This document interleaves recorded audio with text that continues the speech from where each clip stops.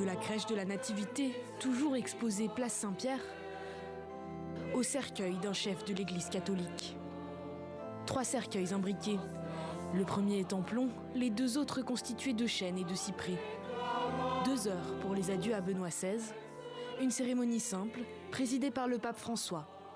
Un fait inédit, c'est la première fois dans l'histoire qu'un souverain pontife enterre son prédécesseur.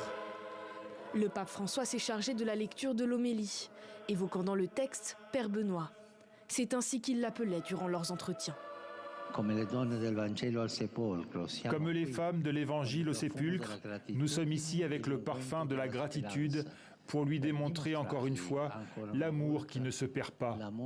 Nous voulons dire ensemble, Père, entre tes mains, nous remettons son esprit. Le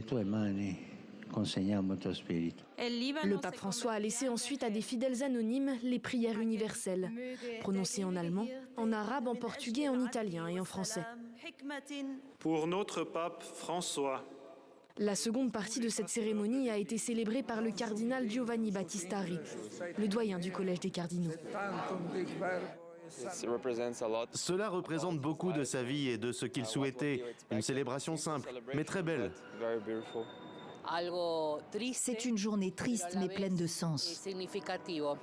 Après la cérémonie, le cercueil a été transporté dans les grottes vaticanes, à l'étage inférieur de la basilique. Benoît XVI a été inhumé là où avaient été inhumés Jean-Paul II ou Jean XXIII avant d'être proclamé bienheureux, puissant.